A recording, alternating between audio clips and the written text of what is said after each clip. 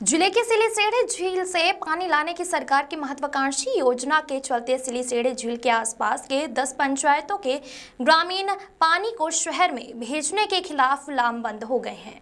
10 पंचायतों के स्थानीय ग्रामीणों ने महापंचायत कर एक बड़ा फैसला लिया है। प्रशासन को अंदर सील शीर के अंदर नहीं जाने के लिए रोकने का प्रयास किया गया है। जवाब में प्रशासन ने भी पहले समझा इसकी और फिर बाद में जाम को किसी तरह खुलवाया। दरअसल 23 करोड़ 67 लाख की लागत से संचालित होने वाली इस योजना को अमली जामा पहनाना सरकार के लिए मुश्किल बना हुआ है। वजह यह है कि अलवर ग्रामीण क्षेत्र के लगभग 10 पंचायत के पंच, सरपंच, प्रधान और क्षेत्रीय ग्रामीण एक मत होकर सिलीसेढ़े झील के पानी को अलवर नहीं भेजने की मांग को लेकर सिलीसेढ़े तिराहे पर लगातार कई दिनों से धरने पर बैठे हुए हैं। विभारत के अलवर के विशेष संवाददाता मनीष अरोड़ा ने खास बातचीत में अपनी बात रखी। पेश है उनके कुछ अंश। रहीमन पानी रखिए, बिन पानी सब सून, पानी गए ना उबरे मोती, मानस चून। मनीष अरोड़ा की रिपोर्ट।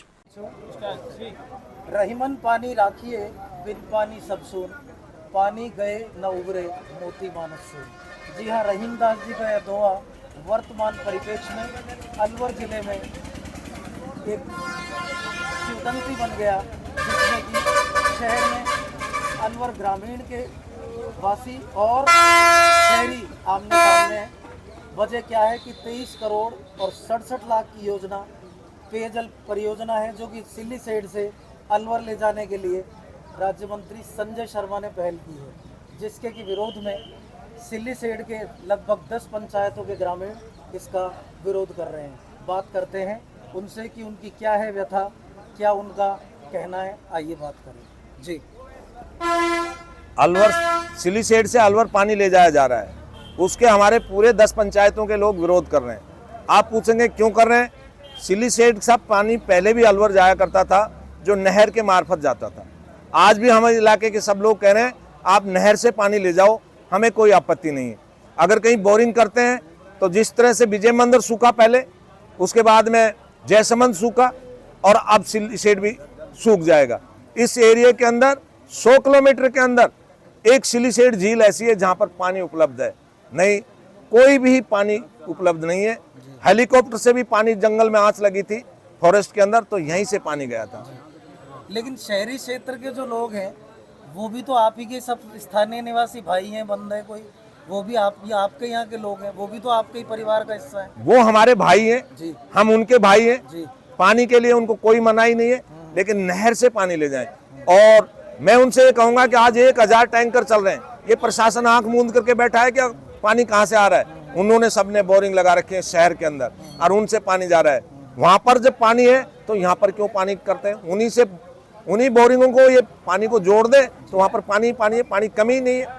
मतलब आपका मतलब है जो प्राइवेट बोरिंग चल रही है शहर के अंदर, उनकी जांच की जाए और उनको जोड़ा जाए, उनकी जांच कर करके उनको जोड़े नहीं, उनको भी पानी वही जिस तरह से यहाँ पानी ले जा रहे हैं तो वहाँ पर ही इनके पास तैयार पानी है, तो उसको क्यों नहीं लेते हैं? भाजपा सरकार का एक आप अंग है, सरकार का नहीं, माफी चाहूंगा, पार्टी का एक अंग है, तो अब वहाँ भी तो आप ERCP के लिए दोनों मंत्रियों से कहें। देखो, हमारी नेता भूपेंद्र जी हैं, उनसे हमारी बात हुई है, उन्होंने बहुत आगे बढ़ाया इस काम को। ERCP के तहत पानी आएगा, लेकिन अगर कहीं आज ही ये कह रहे हैं कि यहाँ से ले जाएंगे तो ये भी सूख जाएगा, उसमें साल भर भी लग सकती है, 6 महीने भी लग सकते हैं। जब इनको इतना ही है तो वहीं पर जो बोरिंग लगे हुए हैं उनको जोड़ दें, पानी की समस्या खत्म हो जाएगी।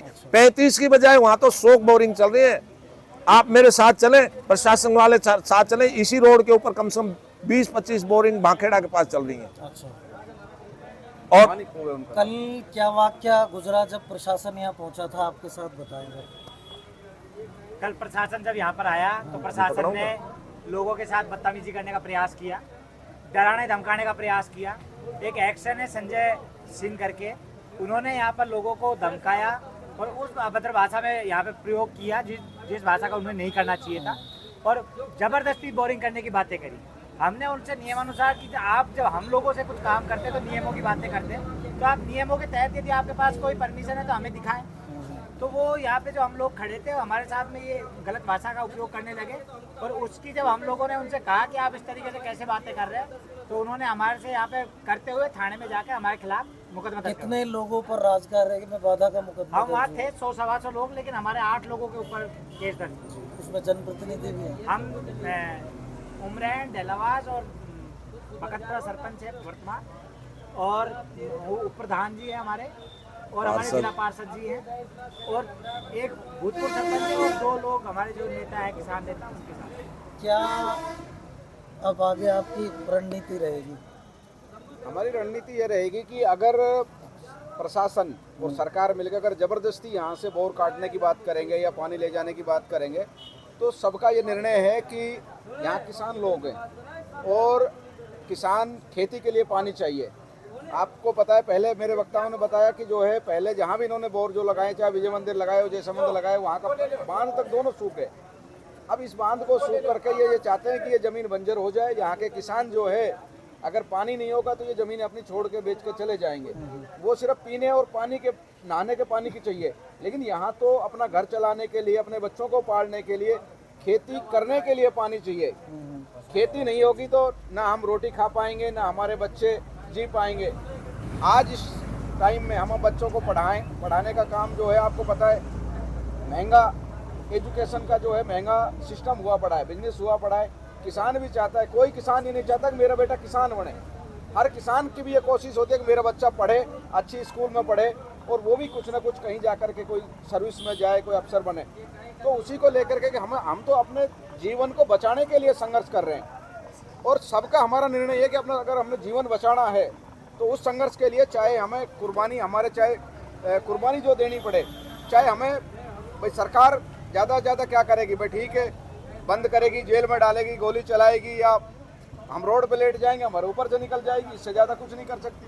लेकिन कम से कम हम अगर हाथ पे हाथ धर के बैठे रहे तो हमारी आने वाली नस्लें जो बर्बाद हो जाएंगी, वो कम से कम ये तो नहीं कहेंगे कि हमारे बुजुर्गों ने या हमारे पहलों ने हमारे लिए कोई काम नहीं किया, और करना भी चाहिए। सवाल मेरा अब आपसे है कि बात यही है, हाँ बात ये है, बीच में देख लेंगे, बात ये है कि प्रशासन आ गया, पुलिस फोर्स आ गई, तो सरकार बहुत मजबूत होती है। कैसे कैसे क्या करोगे आप?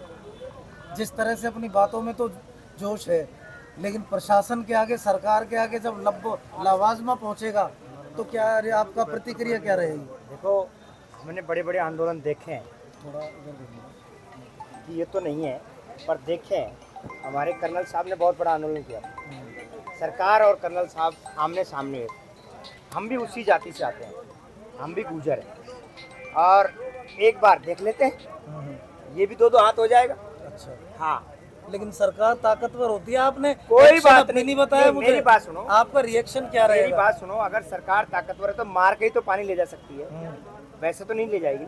और हम जब भी सरकार से कह रहे हैं कि आप नहर से पानी ले जाइए, उसको आप आरओ लगाइए, फिल्टर करिए, और उसको लोगों को पिलाइए, हमें कोई दिक्कत नहीं है। आप हमारा धरातल का पानी ना ले जाए, क्योंकि हमारे धरातल का पानी सूख जाएगा तो यहाँ का किसान बर्बाद हो जाएगा, और किसान बर्बाद हो जाएगा।